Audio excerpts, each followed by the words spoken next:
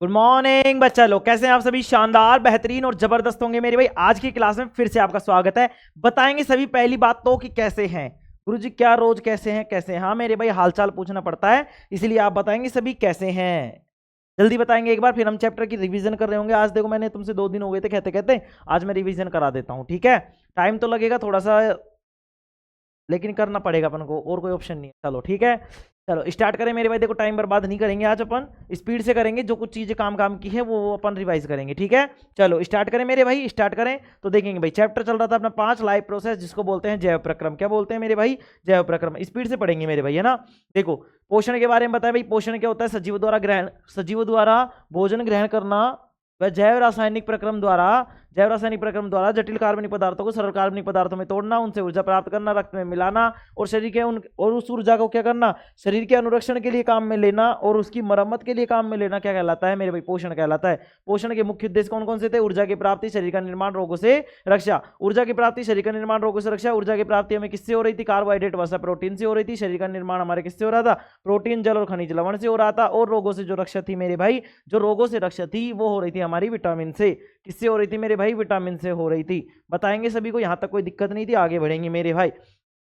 भोजन के मुख्य 7 तत्व होते हैं, जिनमें मैंने बताया था कार्बोहाइड्रेट, वसा, प्रोटीन, खनिज लवण, विटामिन, जल और मोटा चारा, जिसको हम वृक्षांशी बोलते हैं। पोषण की प्रक्रिया की बात करें तो बाह्य ऊर्जा स्रोत से ऊर्जा ग्रहण करना, मतलब जो जटिल पदार्थ है उनको ग्रहण करना, ठीक है? फिर उसका सरल पदार्थों में विघटन करना, फिर जैव रासायनिक प्रक्रम द्वारा उसको सरल उपयोगी अणुओं में परिवर्तन करना और ऊर्जा के रूप में उसका उपभोग करना, ठीक है? पुनः विभिन्न जैव रासायनिक प्रक्रमों का होना और फिर नए जटिल अणुओं का निर्माण करना, अर्थात प्रोटीन के संश्लेषण की क्रिया होगी और उसके बाद जो भी ऊर्जा मिलेगी उससे हम शरीर की वृद्धि अनुरक्षण कर लेंगे। आगे बढ़ेंगे मेरे भाई। इसके बाद में हमने जो पढ़ा था जैव रासायनिक प्रक्रम पढ़ा था भाई। सभी प्रक्रियाओं में जीव बाहर से अर्थात बाह्य ऊर्जा स्रोत से क्या लेता है? ऊर्जा प्राप्त करता है और शरीर के अंदर ऊर्जा स्रोत से जटिल पदार्थों का विघटन होता है, जिससे शरीर के अनुरक्षण के लिए व शरीर की वृद्धि के लिए क्या होता है? आवश्यक अणुओं का निर्माण होता है। इसके लिए शरीर में रासायनिक प्रक्रियाओं की एक श्रृंखला संपन्न होती है, जिसे हम क्या कहते हैं?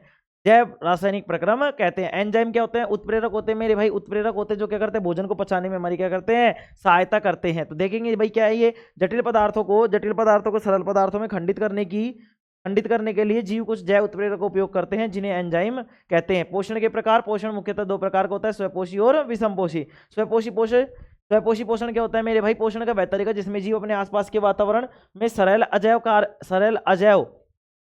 अजैव पदार्थों जैसे कि कार्बन डाइऑक्साइड, जल तथा प्रकाश से अपना क्या कर लेता है? भोजन बना लेता है। मतलब भोजन को कौन बनाता है? स्वयं ही बना लेता है, तो वह स्वपोषी पोषण कहलाता है। आगे बढ़ेंगे। हरे पेड़ पौधे प्रकाश संश्लेषण की क्रिया ये इसी में आते हैं, ठीक है? प्रकाश संश्लेषण होता क्या है भाई? पौधों के द्वारा जो क्या होता है? पौधों के द्वारा सूर्य, कार्बन डाइऑक्साइड और इसकी उपस्थिति में, क्लोरोफिल की उपस्थिति में अपने भोजन को बनाना क्या कहलाता है मेरे भाई? प्रकाश संश्लेषण की क्रिया कहलाती है। देखो, यह वह प्रक्रम है जिसमें स्वपोषी बाहर से ली गई पदार्थों को ऊर्जा के रूप में परिवर्तित कर देते हैं। ये पदार्थ कार्बन डाइऑक्साइड तथा जल के रूप में लिए जाते हैं, जो सूर्य के प्रकाश तथा क्लोरोफिल की उपस्थिति में कार्बोहाइड्रेट में परिवर्तित कर दिए जाते हैं, जो ऊर्जा प्रदान करते हैं। यह प्रक्रिया मेरे भाई प्रकाश संश्लेषण की क्रिया कहलाती है। प्रकाश संश्लेषण के लिए आवश्यक जो पदार्थ होते हैं मेरे भाई, सूर्य का प्रकाश जो कि हमें सूर्य से मिलता है, क्लोरोफिल जो पहले से पेड़ पौधों में पाया जाता है, और कार्बन डाइऑक्साइड जो है वायुमंडल से प्राप्त करते हैं, और जल जड़ों के द्वारा प्राप्त कर लिया जाता है। ध्यान रखेंगे क्लोरोफिल कहाँ पाया जाता है? पेड़ पौधों के हरे भाग में पाया जाता है। प्रकाश संश्लेषण की प्रक्रिया के चरण। क्लोरोफिल द्वारा सबसे पहले क्या होगा? जैसे सूर्य का प्रकाश पड़ेगा तो पत्तियां जो होगी, जो क्लोरोफिल जहां जहां उपस्थित होगा पेड़ में, वो उसको क्या कर लेगा? अवशोषित कर लेगा और उसको क्या कर देगा? रासायनिक ऊर्जा में परिवर्तित कर देगा। फिर क्या होगा मेरे भाई? देखो, प्रकाश ऊर्जा को रासायनिक ऊर्जा में रूपांतरण हो जाएगा, जल के अणुओं का H2 और O2 में विघटन हो जाएगा और कार्बन डाइऑक्साइड में अपचयन हो जाएगा। आगे देखेंगे। पेड़ पौधों को ऊर्जा के साथ साथ शरीर के निर्माण के लिए अन्य कच्चे पदार्थों की आवश्यकता होती है। स्थलीय पौधे जल के साथ अन्य कच्ची सामग्री जैसे कि नाइट्रोजन, फास्फोरस, आयरन तथा मैग्नीशियम आदि खनिज पदार्थ जो होते हैं वो मिट्टी से प्राप्त करते हैं। तो ध्यान रखेंगे कि ऊर्जा जो प्राप्त करेंगे वो कहां से प्राप्त करेंगे भाई? ऊर्जा तो प्रकाश संश्लेषण की क्रिया से मिल जाएगी, लेकिन शरीर की वृद्धि के लिए जो आवश्यक पोषक तत्व है वो कहां से प्राप्त करेंगे? वो मिट्टी से प्राप्त करेंगे। आवाज क्लियर है ना मेरे भाई? ऑडियो वीडियो क्लियर है? बताएंगे सभी। ऑडियो वीडियो क्लियर है मेरे भाई? क्लियर है? चलो ठीक है, ओके। चलो देखते हैं, आगे देखेंगे भाई। ये वाली अभिक्रिया मैंने तुमसे कही थी, प्रकाश संश्लेषण की अभिक्रिया को अच्छे से समझ लेंगे। 6 कार्बन डाइऑक्साइड के अणु है, 12 H2O है, सूर्य का प्रकाश और क्लोरोफिल है, यहाँ पे ग्लूकोज है, ऑक्सीजन है और क्या है? जल है। पेड़ पौधे पेड़ पौधों की पत्तियां हरे रंग की होती है, पत्तियों का हरा रंग उनमें उपस्थित क्लोरोफिल के कारण होता है। ध्यान रखेंगे, पेड़ पौधों की जो पत्ती होती है किसके कारण हरी होती है? क्लोरोफिल के कारण। और क्लोरोफिल कहाँ होता है भाई? पत्तियों का हरा रंग किसके कारण होता है? क्लोरोफिल के कारण। पत्तियों की कोशिकाओं में हरे रंग के बिंदु कोशिकांग होते हैं जिन्हें क्लोरोप्लास्ट या हरितलवक कहते हैं। इन हरितलवक में ही क्या होता है? क्लोरोफिल होता है, जो सूर्य के प्रकाश को रासायनिक ऊर्जा में परिवर्तित कर देता है। आगे देखेंगे, पेड़ पौधे जड़ के द्वारा जमीन से जल ग्रहण करते हैं, क्लोरोफिल द्वारा सूर्य के प्रकाश से ऊर्जा प्राप्त इस जल को H2O और O2 के अणु में विखंडित कर देता है। पत्तियों की सतह पर सूक्ष्म छिद्र होते हैं जिन्हें रंध्र कहते हैं। इन रंध्रों द्वारा पत्तियां हवा से कार्बन डाइऑक्साइड अवशोषित कर लेती है मेरे भाई। ध्यान से सुनेंगे, ये रंध्र है, ये खुला रंध्र है, ये बंद रंध्र है, ठीक है। तो ये क्या करता है मेरे भाई? रंध्र को बोलते हैं पोर, PORES, पोर्स, ठीक है। देखो, रंध्र कहते हैं, इन रंध्रों द्वारा पत्तियां हवा से कार्बन डाइऑक्साइड अवशोषित करती हैं। पत्तियों में गैस का आदान प्रदान इन्हीं रंध्रों द्वारा होता है तथा कुछ गैस की मात्रा का अवशोषण जड़, तने तथा पत्तियों की सतह द्वारा हो जाता है। पत्तियों द्वारा प्राप्त कार्बन डाइऑक्साइड जल से प्राप्त ऑक्सीजन व हाइड्रोजन के अणुओं से अभिक्रिया कर ग्लूकोज में अपचयित हो जाता है। यहाँ पे देखेंगे, कार्बन डाइऑक्साइड है और जल है, सूर्य का प्रकाश और क्लोरोफिल है, वो ये अभिक्रिया है जो मैंने अभी बताई थी। यहाँ पे क्या बन जाएगा? ग्लूकोज बन जाएगा, ऑक्सीजन बन जाएगा और जल बन जाएगा। ग्लूकोज के रूप में प्राप्त कार्बोहाइड्रेट से पेड़ पौधों को ऊर्जा मिलती है मेरे भाई। क्या मिलती है? ऊर्जा प्राप्त होती है। आगे बढ़ेंगे मेरे भाई, आगे हमने क्या देखा था? आगे हमने देखा था विषमपोषी पोषण। विषमपोषी पोषण भी मेरे भाई 3 तरीके का होता है। पहली बात तो ये कि विषमपोषी पोषण होता क्या है, तो ध्यान से समझेंगे। विषमपोषी पोषण ऐसा पोषण होता है जिसमें कोई जीव खुद स्वयं भोजन नहीं बनाता, जब बल्कि दूसरे जीव पर क्या रहता है? निर्भर रहता है। तो ध्यान से समझेंगे, पोषण का वह तरीका जिसमें जीव अपना भोजन स्वयं नहीं बना सकता बल्कि अपने भोजन के लिए अन्य जीव द्वारा बनाए गए भोजन से पोषण प्राप्त करते हैं, विषमपोषी पोषण कहलाता है। उदाहरण के लिए मनुष्य, फंगस व अन्य जीव आदि। विषमपोषी पोषण 3 प्रकार का होता है मेरे भाई, मृतजीवी, परजीवी और प्राणीसम। मृतजीवी क्या होता है मेरे भाई? मृतजीवी क्या होता है? मृतजीवी अपना भोजन मृतजीवों के शरीर व सड़े गले कार्बनिक पदार्थों से प्राप्त करते हैं, उदाहरण कवक, फफूंद आदि।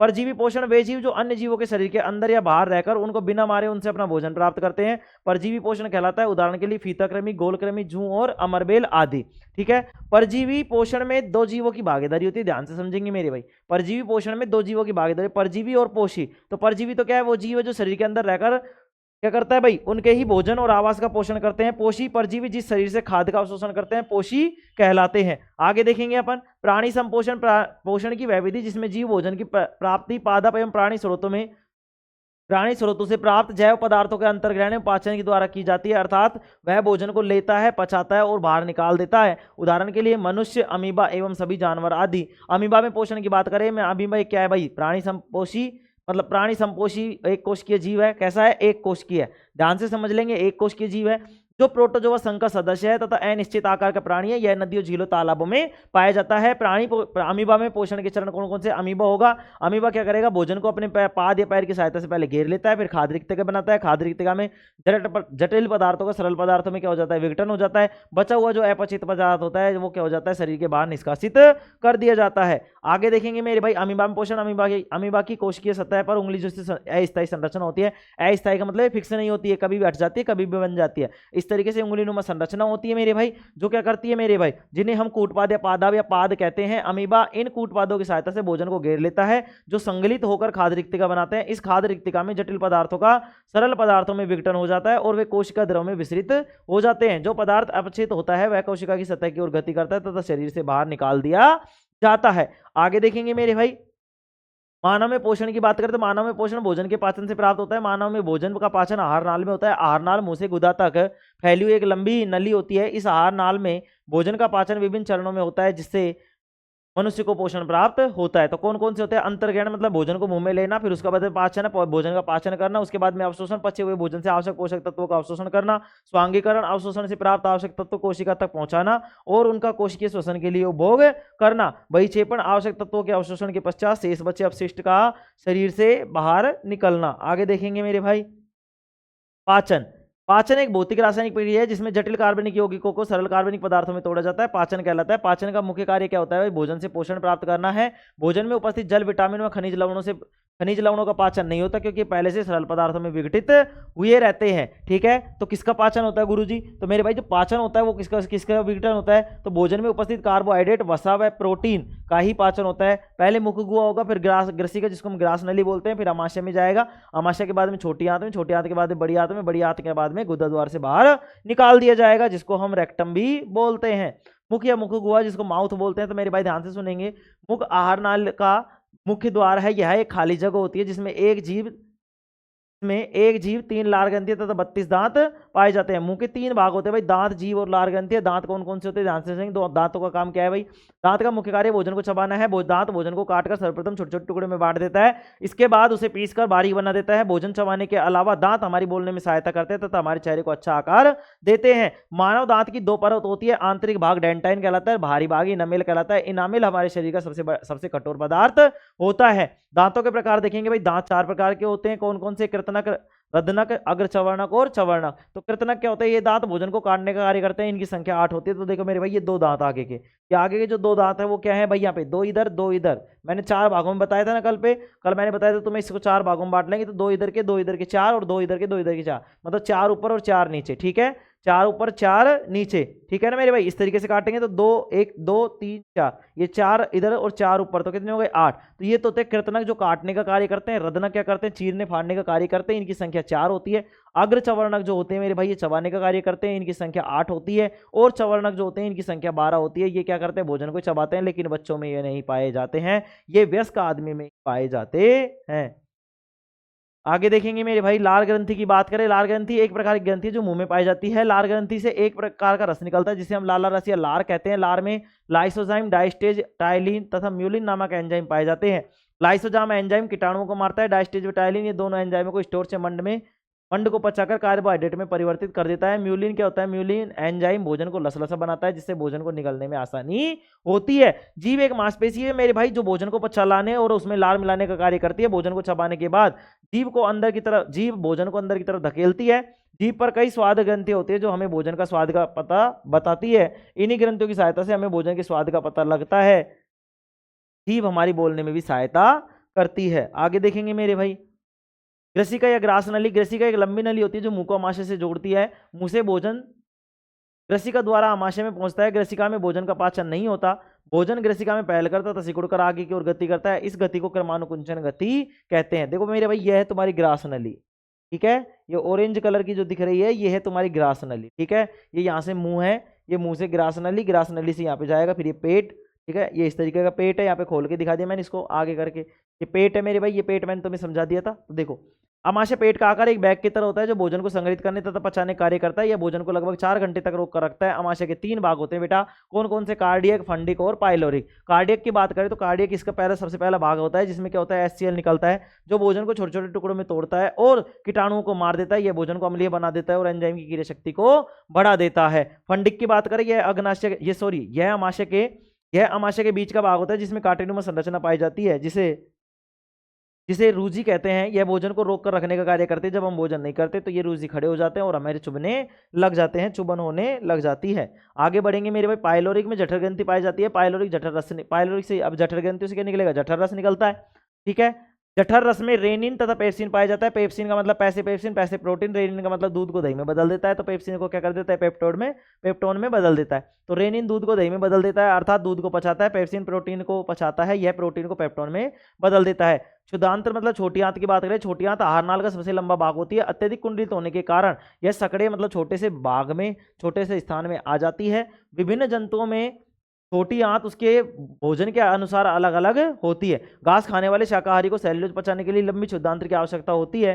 मांस का पाचन सरल होता है, तब आगे शेर की शुद्धांत्र छोटी होती है। एक वयस्क मनुष्य के शुद्धांत्र की लंबाई कितनी होती है बेटा, इसको याद रख लेंगे, 6 मीटर या 20 फीट होती है। कितनी होती है, 6 मीटर या 20 फीट होती है। नोट, भोजन का पूर्ण पाचन छोटी आंत में ही होता है। छोटी आंत के 3 भाग होते हैं, ड्यूडेनम, जेजुनम, इलियम। ड्यूडेनम यह छोटी आंत का पहला भाग होता है। शुद्धांत्र में कार्बोहाइड्रेट, वसा, प्रोटीन का पूर्ण पाचन होता है। इस कार्य के लिए शुद्धांत यकृत व अग्नाशय से रस प्राप्त करती है। यहाँ पे देखो, यहाँ पे 3 भाग दिखाए गए हैं 3 कलरों में। ये वाला जो महरूम कलर है मेरे भाई, महरूम बोलते हैं इसको, महरूम कलर, ठीक है, इसको बोलते हैं ड्यूडेनम। और जो ये नीला नीला सा दिख रहा है तुम्हें, ये है जेजुनम। और ये नीचे वाला जो लाल कलर का है वो है इलियम, ठीक है। और इसके बगल में जो दिख रही है बड़ी सी तुम्हारे पास है, ये बड़ी आंत, क्या है मेरे भाई, बड़ी आंत। चलो आगे देखते हैं। जेजुनम क्या है, ड्यूडेनम और इलियम के बीच के भाग को जेजुनम कहते हैं। भोजन को आने के लिए जगह देता है। इलियम या छोटी आंत का अंतिम भाग होता है, यह भोजन का पाचन व अवशोषण दोनों होता है।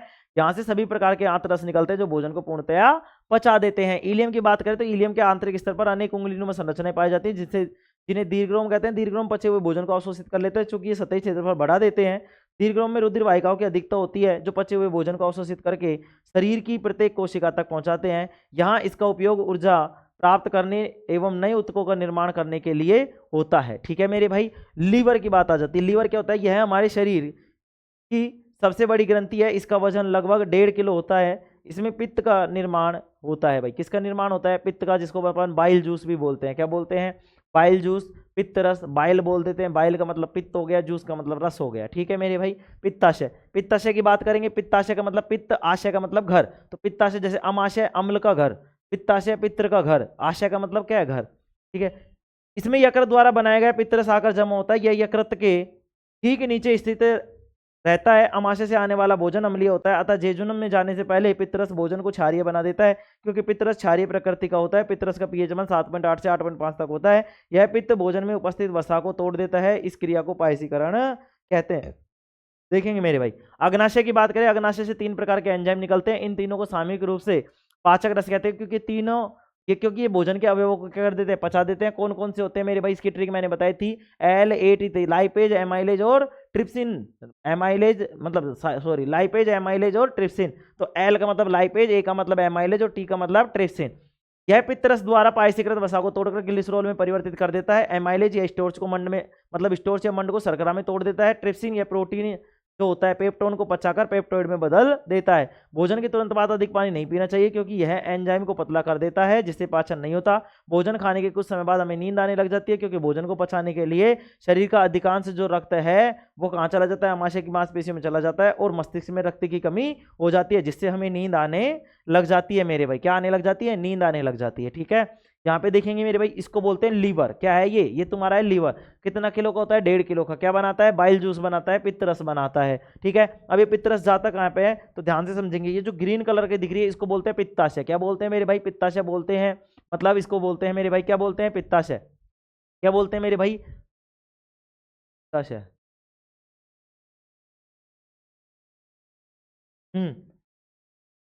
को बोलते हैं बेटा, क्या बोलते हैं? पित्ताशय बोलते हैं, गाल ब्लेडर बोलते हैं। ठीक है। इसके बाद में देखो यहाँ पे मैंने तुम्हें एक चीज जरूर दिखाई है। यहाँ पे जो दाने दाने से संरचना तुम्हें ये जो दिख रही है ये ऑरेंज कलर में, ये हमारे पास होता है। इसको बोलते हैं अग्नाशय, जिसको पैनक्रियाज भी बोलते हैं। क्या बोलते हैं? पैनक्रियाज। ये इस तरीके से सेटल रहते हैं और इन दोनों को मैंने इसमें कंबाइन करके दिखाया है। यहाँ पे लीवर होता है, इस लीवर के ठीक नीचे गाल ब्लेडर होती है, मतलब पित्ताशय होता है। ठीक है। ये पेट तुम्हारा इस तरीके से आता है और ये गाल ब्लेडर जाके अग्नाशय में जाकर और यहाँ पे पेट में तुम्हारे क्या मिलाते हैं? सारे एंजाइमों को मिला देते हैं और यहाँ पे पूर्णतः पाचन हो जाता है। आगे बात समझ में। अब देखो, बड़ी आंत, वृद्धांत्र, बिना पचा भोजन शुद्धांत से वृद्धांत्र में भेजा जाता है। चूंकि वृद्धांत्र में जल का अवशोषण होता है, यही कारण है कि समय पर शौच न जाने पर मल सूख जाता है और कब्ज की शिकायत उत्पन्न होने लग जाती है। गुदा द्वार की बात करें, बड़ी आंत में जल अवशोषण के बाद अन्य अपचित पदार्थ गुदा द्वार द्वारा शरीर से बाहर कर दिया जाता है। इस वर्ज्य पदार्थ का अवरोधन गुदा अवरोधनी के द्वारा किया जाता है। आगे बढ़ेंगे मेरे भाई, आगे देखेंगे। श्वसन तंत्र की बात करेंगे। श्वसन तंत्र क्या होता है? तो देखो, जीव जंतुओं की कोशिकाओं में ऑक्सीजन की उपस्थिति में भोजन के जैविक ऑक्सीकरण होने की क्रिया को क्या कहते हैं? श्वसन कहते हैं। इसमें ऑक्सीजन ग्लूकोज को तोड़ देता है। और कार्बन डाइऑक्साइड, जल तथा ऊर्जा ऊष्मा निकलती है। यही कारण होता है कि मृत शरीर ठंडा हो जाता है क्योंकि वह सांस नहीं लेता है। C6H12O6 6O2 है। यहाँ पे क्या बन जाएगा मेरे भाई? 6 कार्बन डाइऑक्साइड बन जाएंगे और 6 जल बन जाएगा और ऊर्जा बाहर निकल जाएगी। श्वसन तंत्र की बात करें तो अंगों का ऐसा समूह जो श्वसन की क्रिया में सहायक होता है उन्हें सामूहिक रूप से श्वसन तंत्र कहते हैं। श्वसन एक ऑक्सीकरण व ऊष्मक्षेपी अभिक्रिया है। श्वसन 2 प्रकार का होता है। श्वसन मतलब बाह्य श्वसन भी बोलते हैं, दूसरे को क्या बोलते हैं? कोशिकीय श्वसन या आंतरिक श्वसन बोलते हैं। श्वसन या बाह्य श्वसन, प्राणी और वातावरण के बीच में श्वसन। गैसों मतलब कि कार्बन डाइऑक्साइड और ऑक्सीजन के आदान प्रदान, अर्थात ऑक्सीजन का शरीर में जाना तथा कार्बन डाइऑक्साइड का शरीर से बाहर आना श्वसन कहलाता है। क्या कहलाता है मेरे भाई? बाह्य श्वसन कहलाता है। इस प्रकार की क्रिया अर्थात बाह्य श्वसन जो है वो मेरे भाई कहाँ होता है? फुफ्फुस मतलब फेफड़ों में होता है। कहाँ पे होता है मेरे भाई? फेफड़ों में होता है। आगे बात करेंगे श्वासोच्छ्वास की, मतलब ब्रीदिंग की बात करेंगे। सांस अंदर लेने व बाहर छोड़ने की क्रिया को श्वासोच्छ्वास कहते हैं। श्वासोच्छ्वास 2 प्रकार का होता है, निश्वासन और निःश्वसन। तो ध्यान से सुनेंगे। निश्वासन में क्या होता है? सांस अंदर लेने की प्रक्रिया को अर्थात ऑक्सीजन को ग्रहण करने की जो प्रक्रिया है उसको हम क्या बोलते हैं मेरे भाई? क्या बोलते हैं? निश्वासन बोलते हैं। निश्वासन में हम ऑक्सीजन 21%, नाइट्रोजन 78% और कार्बन डाइऑक्साइड जो है वो 0.03% बाहर मतलब गैस अंदर लेते हैं। जितनी वायुमंडल में होती है उतनी तो लेते हैं, लेकिन निःश्वसन में मतलब जब बाहर छोड़ते हैं मेरे भाई तो सांस बाहर छोड़ने की क्रिया को निःश्वसन कहते हैं। हम उतनी मात्रा में सांस छोड़ते हैं जितनी मात्रा में हम अंदर लेते हैं। ध्यान से सुनेंगे, जैसे 1 किलो गैस लिए तो 1 किलो गैस ही छोड़ेंगे, लेकिन उसमें गैसों का अनुपात अलग हो जाएगा। जैसे ऑक्सीजन चाहे अपन कितने ले रहे थे, ऑक्सीजन 21% ले रहे थे, अब जब छोड़ेंगे तो कितनी छोड़ेंगे, 16% ही छोड़ेंगे। नाइट्रोजन जो 78% ली थी उसको 79% छोड़ेंगे और कार्बन डाइऑक्साइड को 4% छोड़ेंगे, तथा कुछ मात्रा में जलवाष्प गैसें छोड़ते हैं। श्वसन मार्ग की बात करें, जब हम मानव जब श्वसन करता है तो वायु जिस मार्ग का अनुसरण करती है उस मार्ग को ही श्वसन मार्ग कहते हैं। श्वसन मार्ग के निम्न भाग होते हैं मेरे भाई, नासा द्वार या नासा छिद्र, नासा कपाट, ग्रसनी, स्वरतंत्र जिसको हम कंठ भी बोलते हैं, लेरिंग्स भी बोलते हैं, ठीक है, श्वास नली, ब्रोंकाई, ब्रोंकियोलैस और वायुकुपिकाई, रुधिर और कोशिका। ठीक है मेरे भाई, आगे देखेंगे। ये वाला चित्र था, मैंने तुम्हें समझा दिया था, आगे देखेंगे। नासा द्वार की बात करें तो ये नाक का आगे का भाग होता है और यह नासा छिद्र, यह वायु क्या करती है, नासा छिद्रों में प्रवेश करती है। नासा छिद्रों में रोम या बाल होते हैं जो कि क्या करते हैं, अशुद्धियों को मतलब कि धूल के कण व सूक्ष्म जीवों को शरीर में प्रवेश करने से रोक लेते हैं। नासा कपाट, यह शरीर, यह नाक का पीछे का भाग होता है, इसमें चिपचिपा पदार्थ मतलब श्लेष्मा म्यूकस पाया जाता है, यह भी धूल के कणों का प्रवेश रोकता है। ग्रसनी, वायु नासिका छिद्रों से ग्रसनी में प्रवेश करती है, इस मार्ग से वायु तथा भोजन दोनों जाते हैं। स्वरतंत्र, यह ग्रसनी के नीचे पाया जाता है, यह आवाज निकालने में सहायक है, इसे वॉइस बॉक्स या कंठ भी कहते हैं। स्वरतंत्र पर एक कपाट होता है जिसे एपिग्लोटिस कहते हैं, भोजन तथा वायु को अलग करता है मेरे भाई, क्या करता है, भोजन और वायु को अलग करता है। कल पूछ रहा था ना जब मैंने वीडियो दिखाई थी तुम्हें कि भाई कौन सी चीज है इसको अलग करेगी, तो कौन क्या बोलते हैं उसको, एपिग्लोटिस बोलते हैं। श्वास नली की बात करें, इसके द्वारा वायु फेफड़ों के अंदर तक जाती है। कहाँ पे जाती है भाई, वायु कहाँ तक जाती है, फेफड़ों के अंदर तक जाती है। श्वास नली में उपास्थि वाले होते हैं जो मैंने तुम्हें बताए थे कल, इस तरीके से छल्ले होते हैं, ठीक है, जिन्हें ट्रेकिया कहा जाता है। यह श्वास नली को सुरक्षा प्रदान करता है। श्वास नली आगे जाकर दो भागों में बढ़ जाती है जिन्हें ब्रोंकाई कहते हैं। ब्रोंकाई आगे जाकर बहुत सारे मतलब कई भागों में बढ़ जाती है, उसे हम क्या कहते हैं, ब्रोंकियोलेस कहते हैं। फेफड़े, यह मानव के वक्ष गुहा में पाया जाता है मेरे भाई, यह कहाँ पाया जाता है, मानव के वक्ष गुहा में पाया जाता है। फेफड़े, यह मानव के वक्ष गुहा में पाया जाता है जिसका आधार डायफ्राम पर टिका होता है। यह मानव का मुख्य श्वसन अंग होता है, इनकी संख्या 2 होती है। फेफड़े प्लूरस झिल्ली द्वारा ढके होते हैं, किसके द्वारा ढके होते हैं, प्लूरस झिल्ली द्वारा ढके होते हैं। फेफड़ों को फुफ्फुस भी कहते हैं। फेफड़े रक्त में O2 मिला देते हैं जिसे रक्त का शुद्धिकरण कहते हैं, अर्थात रक्त फेफड़ों में आकर शुद्ध होता है।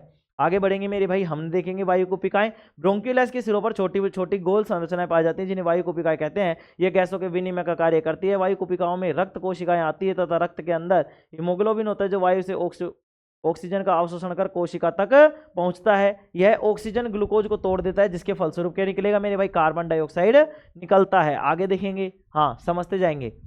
सर आप तो पढ़ रहे हो मेरे भाई, पढ़ने में ही आएगा, समझने में तो ये भाई अभी दो, इसको मैं लिखे हुए को भी समझाऊंगा ना तो मेरी हालत खराब हो जाएगी, पूरी क्लास इसी में निकल जाएगी। देखो 22 मिनट हो चुके हैं, 22 मिनट हो चुके हैं मेरे भाई, 22 मिनट हो चुके हैं ना, 22 मिनट हो चुके हैं, आधा आधा घंटा जा चुका है, ठीक है ना। तो देखेंगे मेरे भाई, हीमोग्लोबिन CO2 को बांध लेता है और वायु कुपिका वायु कोष्ठ वायु विलियो तक वापस जाता है। जब हम श्वास छोड़ते हैं तो वायु कुपिकाओं से कार्बन डाइऑक्साइड बाहर निकल जाती है और यह प्रक्रिया निरंतर चलती रहती है जिसे हम श्वसन कहते हैं। देखो मैंने सारी चीजें करवाई हुई है तुम्हें, है ना, एक एक चीज को मैंने अच्छे से समझाया हुआ है मेरे भाई। आज अपनी 15 16 17 आज की 16वीं क्लास है शायद,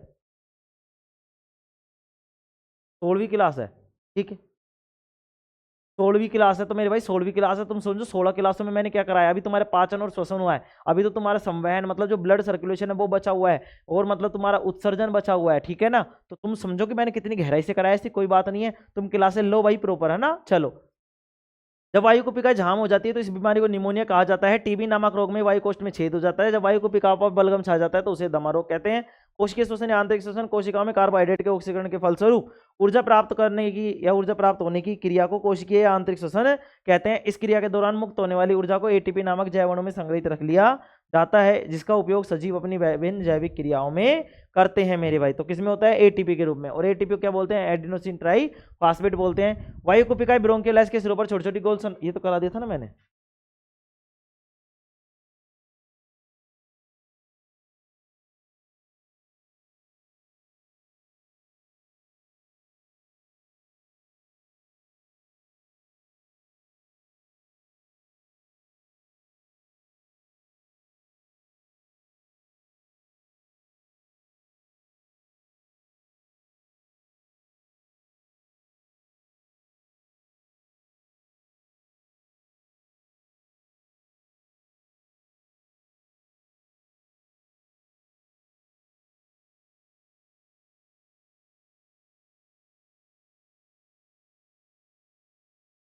देखो मेरे भाई, देखो मेरे भाई, यहाँ पे देखेंगे अपन, ठीक है। आंतरिक श्वसन O2 की उपस्थिति के आधार पर दो प्रकार का होता है मेरे पे, कौन कौन सा, वायवीय और अवायवीय। वायवीय श्वसन क्या होता है, अवायवीय श्वसन क्या होता है, ये देखेंगे अपन, देखेंगे भाई, आगे देखते जाएंगे। देखो समझो, वायवीय श्वसन यह माइट्रोकॉन्ड्रियम होता है, ध्यान से रखेंगे कहाँ पे होता है, माइट्रोकॉन्ड्रियम होता है। ऑक्सीजन की उपस्थिति में होने वाले श्वसन क्या कहलाता है, वायवीय श्वसन कहलाता है। इसमें पायरुवेट क्या होता है, पूर्ण रूप से अपघटित हो जाता है और क्या बनाता है, कार्बन डाइऑक्साइड और जल बनाता है। तो इस जल से, मतलब इस अपघटन से 36 एटीपी बनते हैं मेरे भाई। तो 2 एटीपी किससे बनते हैं, अवायवीय श्वसन में। तो अवायवीय श्वसन क्या होता है, कोशिका द्रव में होता है। ऑक्सीजन की अनुपस्थिति में होने वाला श्वसन कोशिकीय श्वसन कहलाता है। बीज का अंकुरण जीवाणु तथा यीस्ट में अवायवीय श्वसन होता है। इसमें 6 ग्लूकोज के अणुओं का अपघटन पायरुवेट अम्ल में होता है मेरे भाई। इसमें 6 ग्लूकोज के अणुओं का अपघटन का किसमें होता है, पायरुवेट में होता है, जिसके फलस्वरूप 2 एटीपी का निर्माण होता है। आगे चलकर पायरुवेट अम्ल के विघटन के बाद CO2 इथेनॉल या लैक्टिक अम्ल में हो सकता है। ठीक है, लिखेंगे। आंतरिक श्वसन, देखो लिखेंगे नहीं, समझेंगे। आंतरिक श्वसन के फलस्वरूप हम श्वास नहीं लेते बल्कि ऊर्जा का निर्माण करते हैं। फेफड़ों में होने वाला श्वसन बाह्य श्वसन तथा कोशिकाओं में होने वाला श्वसन आंतरिक श्वसन कहलाता है। हमारे शरीर में होने वाला श्वसन वायवीय श्वसन है। एटीपी का अर्थ एड्रेनसिन ट्राइफॉस्फेट होता है, जो कि एक विशिष्ट यौगिक है, जो कि क्या करता है मेरे भाई, जो सभी सजीव कोशिकाओं में ऊर्जा का वाहक व संग्राहक है। कभी कभी अधिक भाग दौड़ करने पर हमारी पेशी कोशिकाओं में ऑक्सीजन की कमी हो जाती है।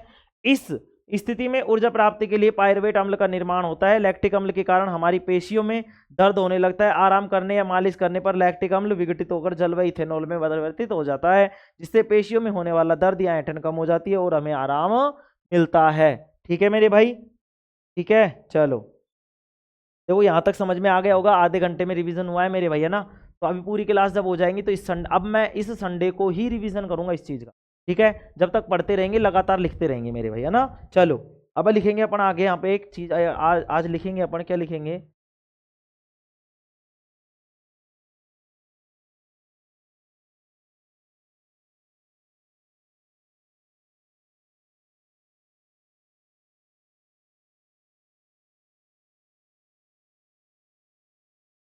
चलो मेरे भाई। देखो, अब क्या करेंगे अपन ने, आराम मिलता ही लिखा दिया था, अब लिखेंगे क्या क्या होता है। देखो भाई, भिन्न में लिखेंगे, भिन्न पथों द्वारा ग्लूकोज विखंडन।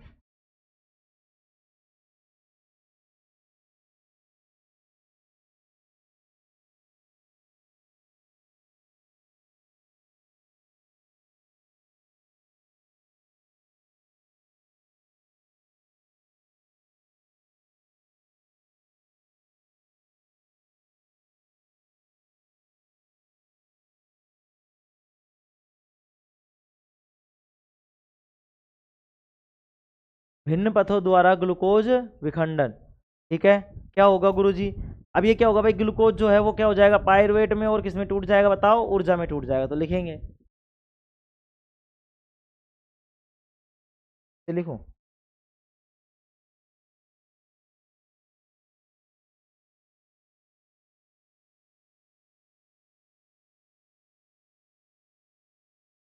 चलो यहाँ पे लिख के मैं कर देता हूँ, रेडी हो गई।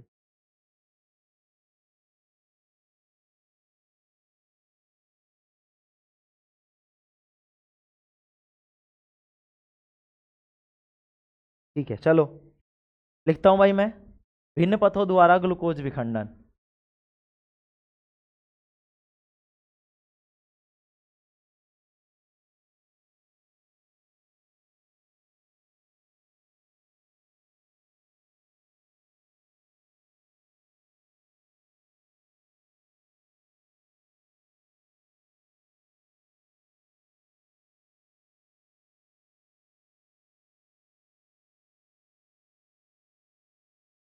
भिन्न पथों द्वारा ग्लूकोज विखंडन, आवाज आ रही है सभी को, सभी को आवाज आ रही है ना, हाँ चलो लिखेंगे। भिन्न पथों, पथों का मतलब होता है रस्तों के द्वारा, बहुत सारे रास्ते होंगे जिनसे क्या होगा, ग्लूकोज का विखंडन होगा। तो लिखेंगे अब, ग्लूकोज लिखेंगे।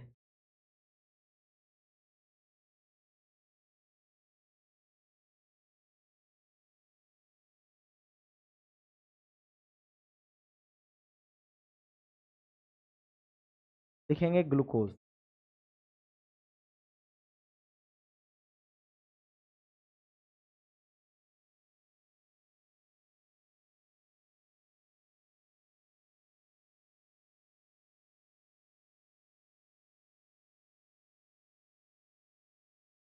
C6H12O6।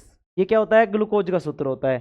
अब देखो, अब इसको क्या किया है भाई, इसको ये किस में टूटेगा? पायरुवेट में। लिखेंगे इसको,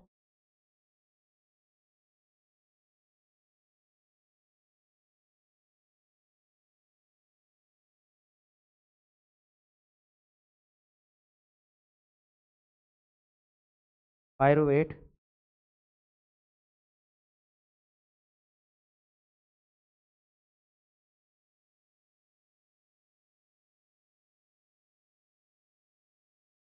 प्लस में ऊर्जा। ठीक है,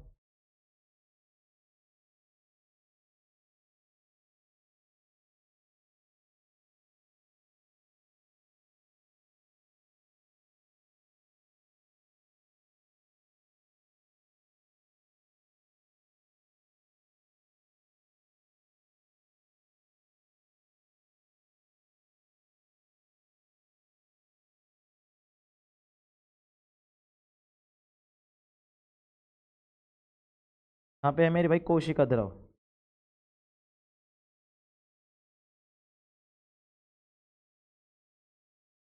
क्या है मेरे भाई? कोशिका द्रव। ठीक है, ये हो गई इसका सिस्टम सारा। इसको सेट कर देता हूँ मैं।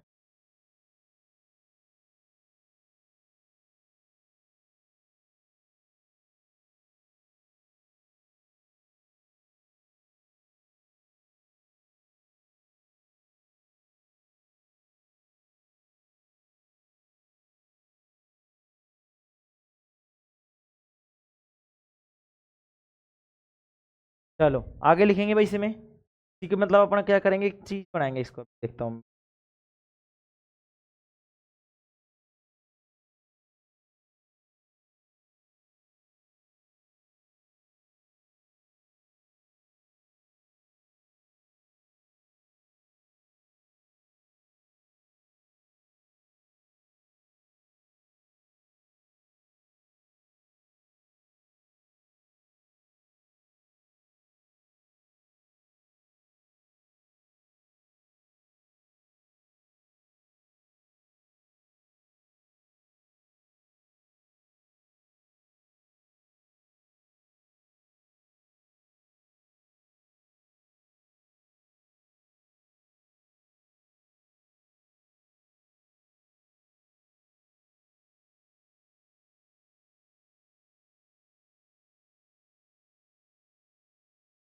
लिखेंगे मेरे भाई यहाँ पे।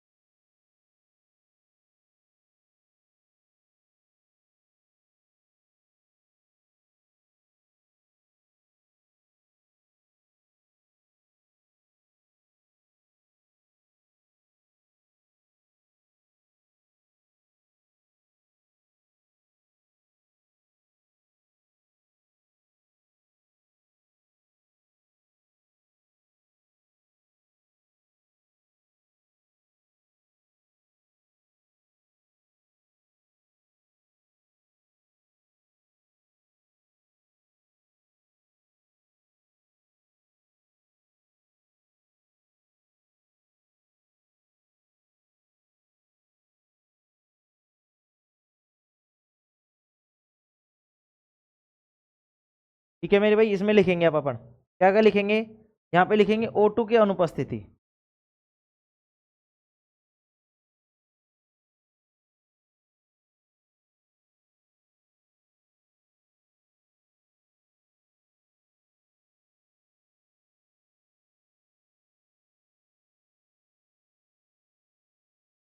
देखो तुम्हें याद करने के लिए बना रहा हूं भाई मैं ना। O2 की अनुपस्थिति, फिर लिखेंगे O2 का अभाव,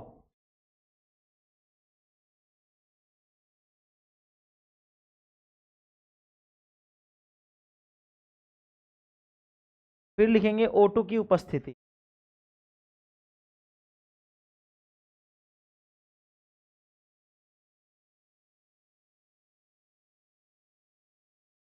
O2 की उपस्थिति थी।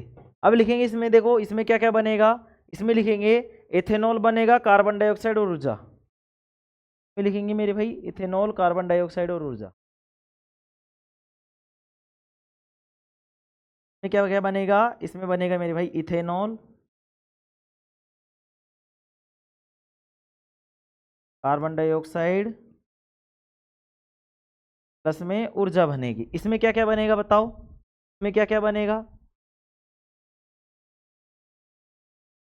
इसमें बनेगा गुरुजी, इसमें क्या क्या बनेगा बताओ। इसमें तो इथेनॉल, कार्बन डाइऑक्साइड, ऊर्जा। इसमें क्या बनेगा, लैक्टिक अम्ल और ऊर्जा।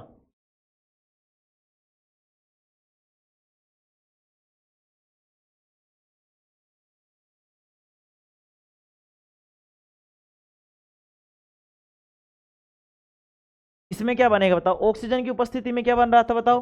ऑक्सीजन की उपस्थिति में सर क्या क्या बन रहा था, कार्बन डाइऑक्साइड, जल और ऊर्जा। तो लिखेंगे इसमें बन रहा था भाई हमारे पास कार्बन डाइऑक्साइड, जल और ऊर्जा। क्या बन रहा था, कार्बन डाइऑक्साइड, जल और ऊर्जा बन रहा था। ठीक है मेरे भाई, कार्बन डाइऑक्साइड, जल और ऊर्जा बन रहा था। ठीक है, आगे लिखेंगे इसमें क्या क्या भाई। इसमें तो एग्जाम्पल लिख लेंगे, ईस्ट का किण्वन। किण्वन का मतलब होता है मेरे भाई सड़ाना। किसी चीज को सड़ाना क्या कहलाता है, किण्वन कहलाता है।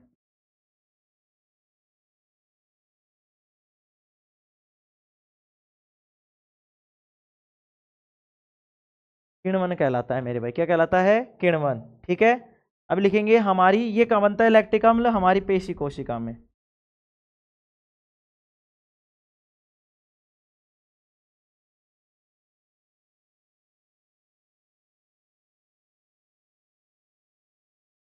ये कहाँ बनता है, ये बनता है माइटोकॉन्ड्रिया में।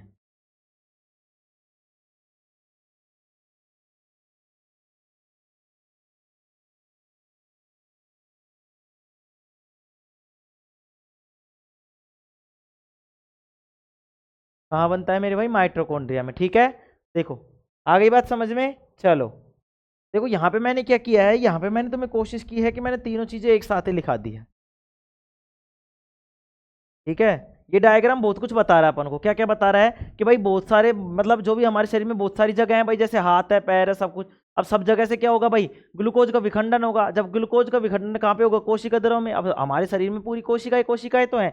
अब हमारे शरीर में जब पूरी पूरी कोशिकाएं कोशिकाएं हैं, तो जिन कोशिकाएं हैं उन कोशिकाओं में कोशिका द्रव भी होगा। तो तुम बोलोगे हाँ सर कोशिकाओं में कोशिका द्रव भी होगा। तो जब कोशिका द्रव होगा तो वहां पे जब कार्बन डाइऑक्साइड, मतलब वहां पे कोशिका द्रव में क्या होगा मेरे भाई, वहां पे जब जो ग्लूकोज है वो टूट कर क्या बनाएगा, पाइरुवेट और ऊर्जा बनाएगा। क्या बनाएगा, पाइरुवेट और ऊर्जा। अब ध्यान से समझेंगे कि यहाँ पे तीन स्थितियां दर्शाई हैं मैंने, तीन स्थितियां दिखाई हैं मैंने, और तीनों स्थितियों को ध्यान से समझने का प्रयास करेंगे। कि पहली में तो ऑक्सीजन की अनुपस्थिति है, मतलब ऑक्सीजन है ही नहीं। जब ऑक्सीजन नहीं होगा तो उस प्रक्रिया को बोलते हैं किण्वन। क्या बोलते हैं, किण्वन। तो उस किण्वन की अभिक्रिया में क्या होगा, या फिर हम बोले कि ऑक्सीजन की अनुपस्थिति में जो शोषण होगा उसमें कौन कौन सी चीजें बनेंगी। तो ध्यान रखेंगे, इथेनॉल बनेगा, कार्बन डाइऑक्साइड बनेगा और ऊर्जा बनेगी। इथेनॉल, कार्बन डाइऑक्साइड और ऊर्जा। इथेनॉल को अल्कोहल भी बोलते हैं। तो तुमने देखा होगा अल्कोहल कैसे बनती है, तुमने कहते सुना होगा, तुमने देखा होगा वीडियो में, रील्स वगैरह में, कि जो भी हमारे पास क्या होता है, बहुत बड़ी बड़ी मतलब मटके टाइप में होते हैं, उनको मतलब जला, मतलब उनमें क्या करते हैं, जैसे बाजरा या फिर मतलब जो बोड़ी का पेड़ होता है, जिसको बबूल का पेड़ बोलते हैं, उसकी छाल को उसमें डालकर और उसको क्या किया जाता है, गर्म किया जाता है। बहुत दिन गर्म, मतलब बहुत ज़्यादा गर्म करने के बाद में उनको दबाकर रख दिया जाता है। दबाकर, या तो पहले दबाकर रख दिया जाता है, बाद में गर्म किया जाता है, या फिर बाद में मतलब बाद में गर्म, मतलब क्या, मतलब उल्टा सीधा कर सकते हैं। ठीक है, अब वो कैसा करते हैं मुझे नहीं पता। देखो शराब बनाने का मैंने देखा भी नहीं, क्योंकि मुझे इस चीज़ से काम ही नहीं है। ठीक है मेरे भाई, ठीक है ना। तो देखो ध्यान से समझेंगे तो ये चीज समझ में आ गई। तो अब क्या करेंगे मेरे भाई, अब इसको बोलते हैं सड़ाना। तो अब इसमें क्या क्या बनेगा, इथेनॉल बनेगा, कार्बन डाइऑक्साइड और ऊर्जा। O2 का अभाव मतलब O2 कम कम है तो सही लेकिन कम है, तो तीन स्थिति हो गई। एक में तो ऑक्सीजन है ही नहीं बिल्कुल भी, एक में ऑक्सीजन है लेकिन कम मात्रा में है, तो उस कम मात्रा में क्या बनेगा, लैक्टिक अम्ल और ऊर्जा बनेगा। ये कहाँ बनता है, हमारी पेशी कोशिकाओं में। जब हम दौड़ लगाते हैं तो तुमने देखा होगा हमारे सांस भरने लग जाती है, हमको ऑक्सीजन की कमी पड़ जाती है। भाई सांस क्यों लेते हैं, अगर प्रॉपर ही मिलती रहती तो हमको इतनी जल्दी जल्दी सांस क्यों लेनी पड़ती। अब यूं लेते हैं क्यों, क्योंकि हमारे ऑक्सीजन की कमी हो गई। जब ऑक्सीजन की कमी हो गई है तो हमारे क्या बनता है, शरीर में लैक्टिक अम्ल और ऊर्जा बनती है। कहां पे बनती है, हमारी पेशी कोशिका में। अब ऑक्सीजन की उपस्थिति में क्या होगा, ऑक्सीजन की जब उपस्थिति होगी तो मेरे भाई कार्बन डाइऑक्साइड जल और ऊर्जा बनेगा, और वो कहां बनता है, हमारे माइट्रोकॉन्ड्रिया में बनता है। मुझे इस चीज की उम्मीद है कि तुम्हें तीनों चीजें समझ में आ गई होंगी। ये वाली चीज जरूर समझ में आ गई होगी, ये वाली भी आ गई होगी, पहले जो बताया वो भी समझ में आ गया होगा, ऐसी मुझे उम्मीद है। अगर नहीं आया हो ना मेरे भाई समझ में, तो कमेंट करके बताएंगे, कमेंट करके बताएंगे, है ना। चलो आगे बढ़ते हैं मेरे भाई। अब हम आगे बढ़ेंगे और आगे क्या पढ़ेंगे बताओ। आगे हम पढ़ेंगे मेरे भाई अब संवहन तंत्र के बारे में। किसके बारे में पढ़ेंगे, संवहन या परिवहन के बारे में पढ़ेंगे। किसके बारे में पढ़ेंगे, संवहन या परिवहन। ठीक है मेरे भाई, देखिए एक बार।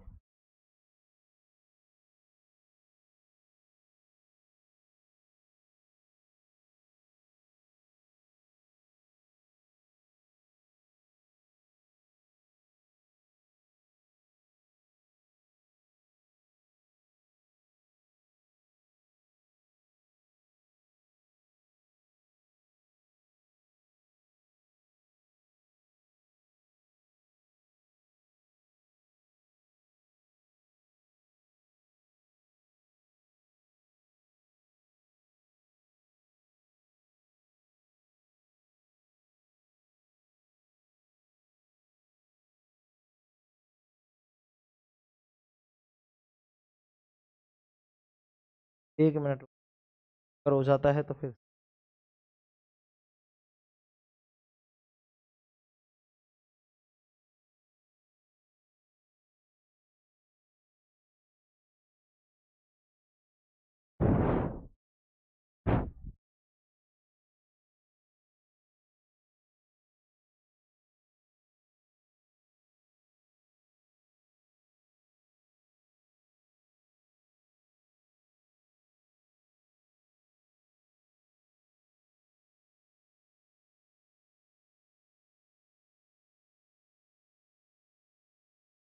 चलो कोई नहीं, अब लिखेंगे आगे।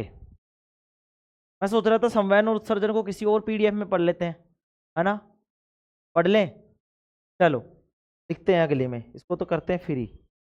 ठीक है मेरे भाई, अब अगली लिखेंगे अपन। अब इसका रिवीजन संडे के दिन ही होगा, ध्यान से सुन लेना, पहले बता रहा हूँ। हाँ ये यहाँ तक हो चुका है। अब हम संवहन के बारे में पढ़ेंगे, मतलब ब्लड सर्कुलेशन के बारे में पढ़ेंगे, ठीक है ना, के बारे में पढ़ेंगे, ब्लड सर्कुलेशन के बारे में। चलो 18 मिनट अभी तो आराम से पढ़ेंगे।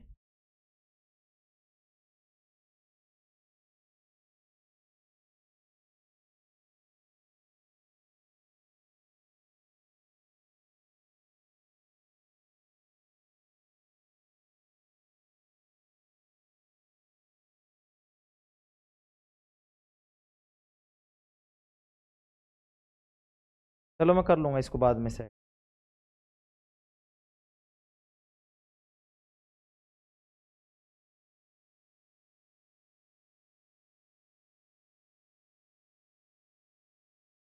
भाई बहुत टाइम लग जाता है, पता नहीं क्या क्या चीज़ें हैं ना इसमें, तब कैसे बताऊँ।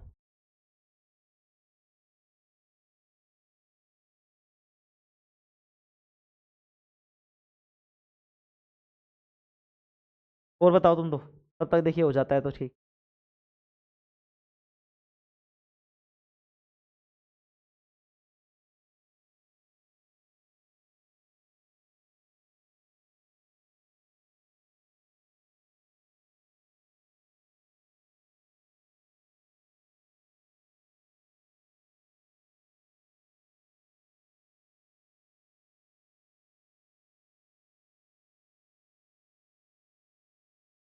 एक बार हो जाने दो भाई इसको थोड़ा सा सही।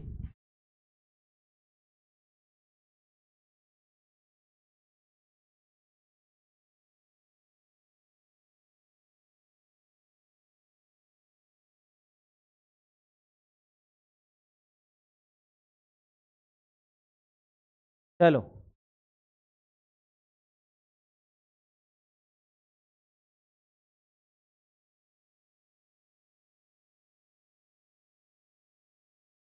इसको होने गल गई घोटाले,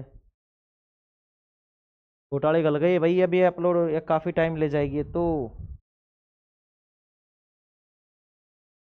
एग्जिट भी था, मेन्यू था, अब हो गया। चलो कोई नहीं, स्टार्ट करते हैं अब अपन, बाद में कर लेंगे उसको जो रहेगा। क्या है भाई ये?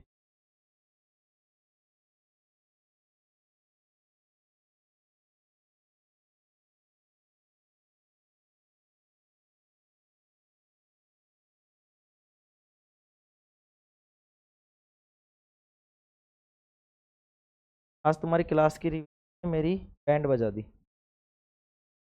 ये काम ही नहीं कर रहा अभी।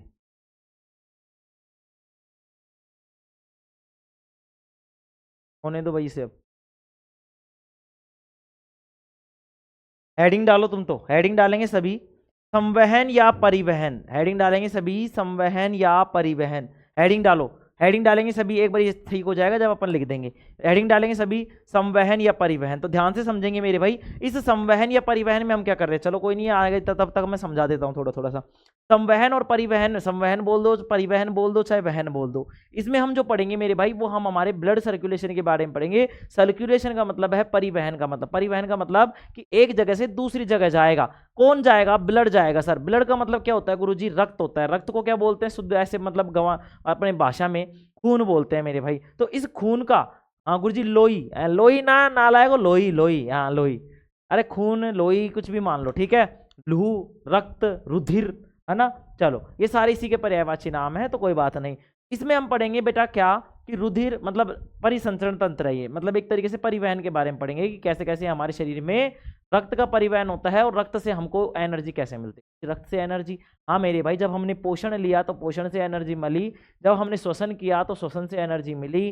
तो सर अब जो रुधिर होगा वही तो ऑक्सीजन को पहुंचाएगा एक जगह से दूसरी जगह, क्योंकि हमारे शरीर में ऐसा थोड़ी है कि सांस चल रही है भाई, सांस तो जाके फेफड़ों तक ही चली गई, लेकिन उस फेफड़ों से पूरे शरीर में ले जाने का काम कौन करेगा? गुरुजी रक्त करेगा।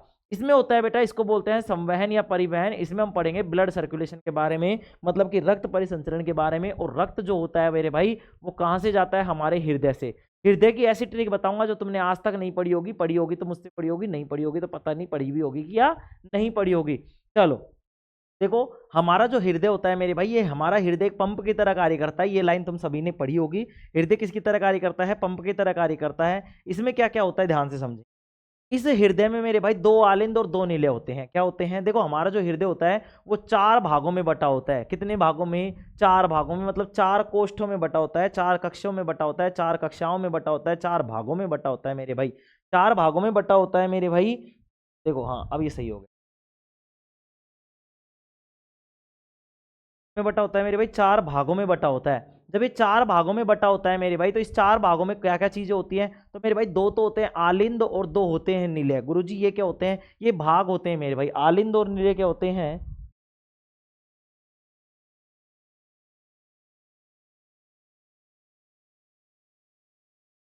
आलिंद और नीले। आलिंद और नीले क्या होते हैं? दो भाग होते हैं गुरुजी, दो आलिंद और दो नीले। हाँ मेरे भाई, इसको बांटा गया है दाएं में और बाएं भाग में, दाएं भाग में और बाएं भाग में। दाई तरफ जो होते हैं मेरे भाई, दाई तरफ का मतलब है सीधे सीधी, सीधे हाथ की साइड। सीधा हाथ कौन सा है मेरे भाई? ये वाला। मेरा तो इधर है, तुम्हारा देख लेना सीधा हाथ कौन सा है, बायां कौन सा है, ठीक है मेरे भाई। तो ध्यान से समझेंगे, एक तो होता है दायां और एक होता है बायां। दो भाग होते हैं दायां और बायां। दाएं भाग में जो होते हैं उसको बोलते हैं दाएं आलिंद और दायां नीले। बाएं भाग में होता है उसको बोलते हैं बाएं आलिंद और बाएं नीले। अब आलिंद और नीले क्या करते हैं मेरे भाई? आलिंद और नीले क्या करते हैं? कोई तो रक्त को लाता है, कोई तो रक्त, किसी में तो रक्त आता है और कोई रक्त को बाहर भेजता है। कोई तो किसी में तो रक्त आता है, किसी में बाहर भेजता है। तो गुरुजी दो ही काम आ जाते हैं, चार क्यों? अरे भाई किसी में शुद्ध आता है, किसी में अशुद्ध आता है। तो देखो मेरे भाई, दो तो आने के दो जाने के, दो आने के दो जाने के, ठीक है। या फिर ऐसे मान लो एक आने का एक जाने का, एक शुद्ध का एक अशुद्ध का। ऐसे कर लो चार पार्टों में डिवाइजेशन। अब मैं लिखता जाऊंगा, तुम समझते जाओगे, मैं एक एक चीज समझाऊंगा। ऐसी की गारंटी है कि तुम इस चीज को नहीं भूल सकते। इस बात को तुम कंफर्म मान लेना। लिखेंगे अब सभी, लिखेंगे सभी। क्या लिखेंगे गुरुजी? अब हम अलग से स्टार्ट कर रहे हैं ना मेरे भाई। चलो लिखेंगे अब अपन संवहन या वहन। लिखेंगे संवहन या वहन। लिखेंगे संवहन या वहन, लिखेंगे मेरे भाई संवहन या परिवहन या वहन, एक ही बात है। दिख रहा है यहाँ पे सभी को? तो आगे कर दूंगा ये। अब दिख रहा है? हाँ दिख रहा है गुरुजी। एक मिनट।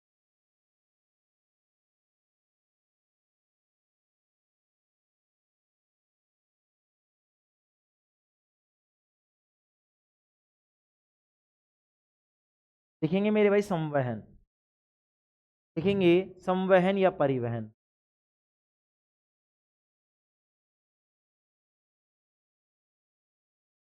लिखेंगे संवहन या परिवहन।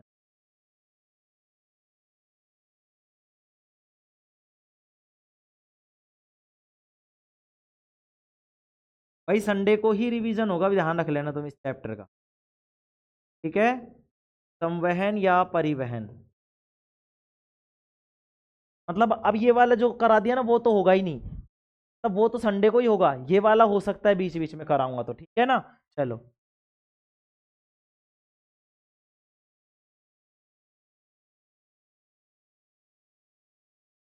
संवहन या परिवहन, इसमें लिखेंगे जीवों में उपापचयी अभिक्रियाओं में, लिखेंगे जीवों में उपापचयी क्रियाओं के, लिखेंगे जीवों में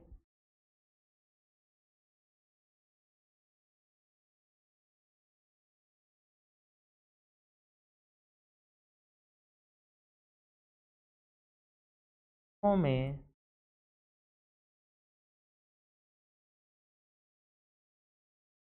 उपापचयी क्रियाओं में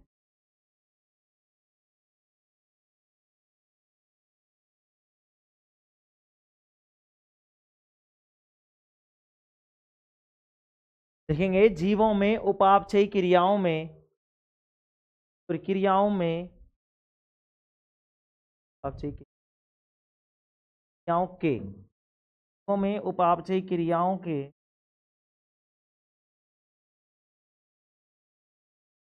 उत्पादन के लिए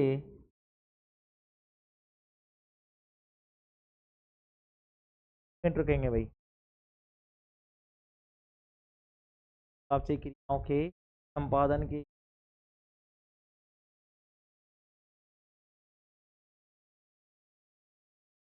होगी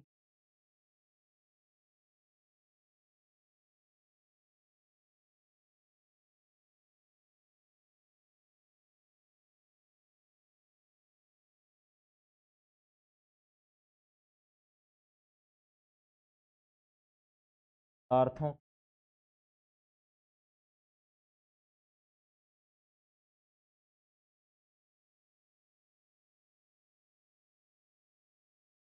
में उपापचयी क्रियाओं के संपादन के लिए उपयोगी पदार्थों जैसे कि ऑक्सीजन और पोषक तत्व,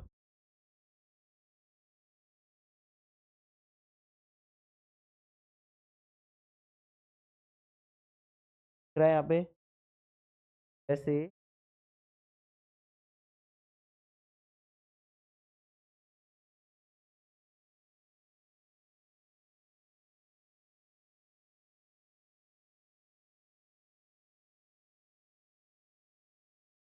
जैसे O2 कोमा, O2 के बाद में लिखेंगे पोषक तत्व,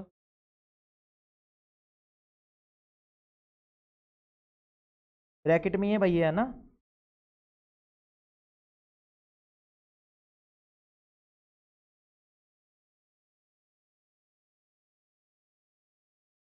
तत्वों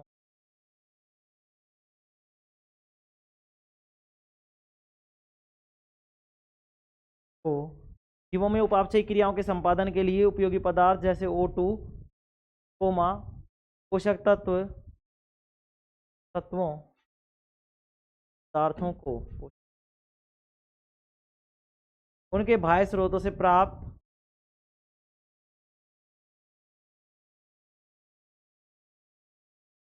के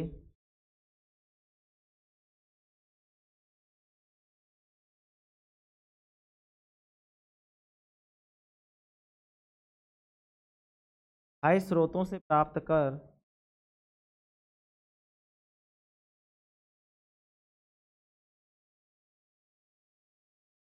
लिखेंगे जीवों में उपापचय क्रियाओं के संपादन के लिए, जीवों में उपापचय क्रिया संपादन के लिए उपयोगी पदार्थों जैसे पोषक तत्व बाह्य स्रोतों से प्राप्त कर से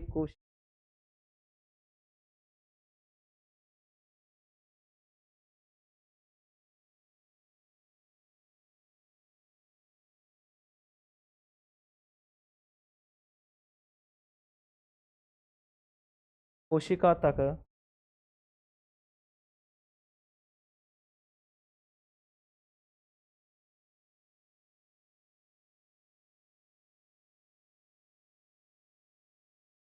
पहुंचाने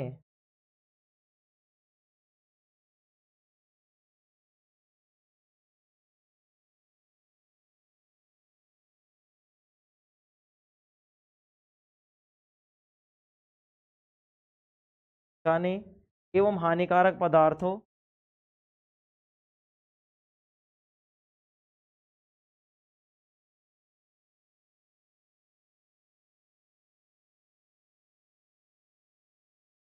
हानिक पदार्थ क्या है भाई हानिकारक पदार्थ कौन सा है? Carbon dioxide. लिखेंगे हानिकारक पदार्थों को कोशिकाओं से निकाल कर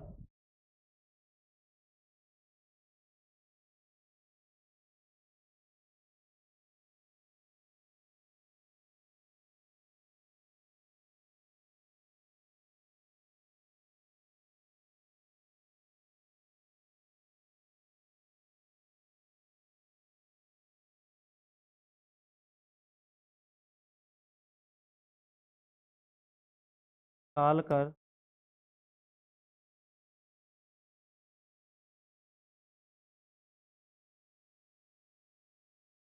गंतव्य स्थान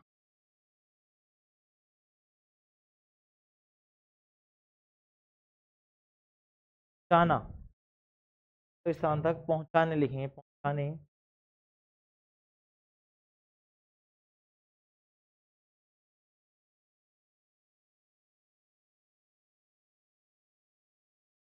पहुंचाने की क्रिया को देखो एक बार दिमाग एक बार हो जाता है ना तो वो जाता है। गंतव्य स्थान तक पहुंच क्रिया को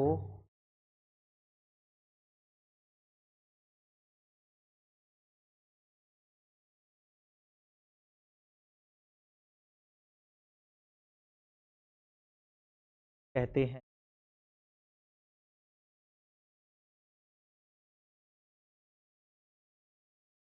कहते हैं मेरे भाई संवेदी हैं। ठीक है, चलो आज के लिए इतना ही होगा मेरे भाई, है ना। इसको समझा रहा हूँ मैं अभी, कल भाई मैं रिवीजन नहीं करूंगा, मैं पहले बोल रहा हूँ। इस तरीके से सुन लेंगे सभी, पढ़ के आया करो भाई थोड़ा सा, है ना।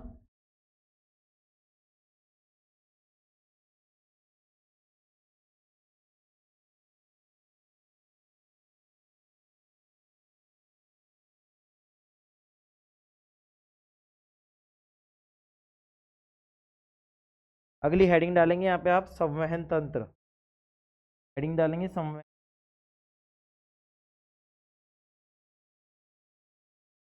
हेडिंग डालेंगे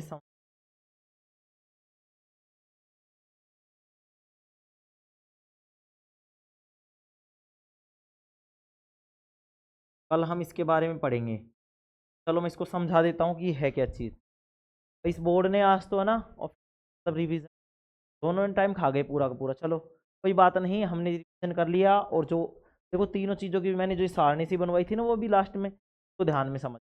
संवहन या परिवहन, जीवों में उपापचयी क्रियाओं के संपादन के लिए, जीवों में उपापचयी क्रियाओं के संपादन के लिए मतलब जो क्रियाएं होंगी उपचयन की अपचयन की, उनके संपादन के लिए मेरे भाई, उनको चलाने के लिए, उनके होने के लिए उपयोगी जो पदार्थ है जैसे कि ऑक्सीजन हो गया, पोषक तत्व हो गए, उनको उनके बाह्य स्रोत से प्राप्त कर। बाह्य स्रोत से कैसे? जैसे मान लो अपना ब्लड है मेरे भाई, इसको अपन को क्या चाहिए? ऑक्सीजन चाहिए। तब ये ऑक्सीजन कहाँ से लेगा? फेफड़ों से। तो फेफड़ा इसका क्या हो गया? बाह्य अंग हो गया मेरे, बाह्य हो गया ना भाई, बाह्य स्रोत हो गया। क्यों? क्योंकि बाहर से स्रोत, बाहर से हवा ले रहा है भाई वो। फेफड़े कहाँ से हवा ले रहे हैं भाई? हवा वातावरण से ले रहे हैं, बाहर से ले रहे हैं। तो जब वो ऑक्सीजन है तो वो क्या करेगा? बाह्य स्रोत से क्या करेगा मेरे भाई? बाह्य स्रोत से क्या करेगा? प्राप्त कर पदार्थों को क्या करेगा, उनके बाह्य स्रोत से प्राप्त कर प्रत्येक कोशिका तक पहुंचाने एवं हानिकारक पदार्थों को कोशिकाओं से निकालकर, अब हानिकारक पदार्थ कौन से थे, कार्बन डाइऑक्साइड वगैरह थे, ठीक है, तो उनको क्या करेगा, निकालेगा। निकालने का मतलब जो एल्वियोली थी वो कार्बन डाइऑक्साइड को ले रही थी ना, हाँ, तो वो कार्बन डाइऑक्साइड को लेकर क्या कर रही थी, कार्बन डाइऑक्साइड किससे ली थी उसने, सर ब्लड से ली थी, खून से ली थी। तो खून में जो ऑक्सीजन मिली, खून में जो कार्बन डाइऑक्साइड मिली हुई थी वो तो ये क्या करता है, दे देता है। खून क्या करता है, अपने आप में जो कार्बन डाइऑक्साइड होती है उसको तो दे देता है, किसको, फेफड़े को। फेफड़ा क्या करता है, उस कार्बन डाइऑक्साइड को बाहर निकाल देता है। और फेफड़े के पास क्या होती है, ऑक्सीजन, वो कहाँ से लेता है, बाहर से। जो ऑक्सीजन लेता है वो क्या कर देता है, इस खून को दे देता है, तो खून हो जाता है। ठीक है, आगे देखेंगे। तो जीवों में उपापचय क्रियाओं के संपादन के लिए उपयोगी पदार्थों जैसे कि O2 पोषक तत्वों को, O2 मतलब ऑक्सीजन और पोषक तत्वों को उनके बाह्य स्रोत से प्राप्त कर प्रत्येक कोशिका तक पहुंचाने एवं हानिकारक पदार्थों को कोशिकाओं से निकालकर गंतव्य स्थान तक पहुंचाने की क्रिया को क्या कहते हैं, संवहन कहते हैं मेरे भाई। क्या कहते हैं, संवहन कहते हैं। देखो भाई आज के लिए थोड़ा सा ही हो पाया है, आज तो बहुत ही कम हो पाया है, उसके लिए मेरे भाई सॉरी, कान पकड़ कर सॉरी। और मेरे भाई देखो मेरी तो कोई गलती थी नहीं, मैंने तो रिवीजन करवाया था, लेकिन इस चीज़ का अब कल हम रिवीजन नहीं करेंगे, कल हम इसको पढ़ रहे होंगे आगे। ठीक है मेरे भाई, क्लास से बहुत सारी होने वाली है, इसमें भी अभी बहुत कुछ बच रहा है मेरे भाई, बहुत कुछ बच रहा है, काफ़ी लंबा चैप्टर है ना। ठीक है मेरे भाई, चलो आज के लिए इतना ही काफ़ी। Thank you all of you मेरे भाई, टेक केयर और लव यू ऑल, और बताएंगे सभी बात है तो। ठीक है मेरे भाई, चलो आज के लिए इतना ही है, कल मिलते हैं मेरे भाई, है ना। कल अपन लिखने का कार्य करेंगे और समझने का कार्य करेंगे, लेकिन रिवीजन नहीं करेंगे। ठीक है, चलो okay, thank you all of you, take care, love you all. और ये हमारे फ्लाइंग किस, ठीक है, चलो।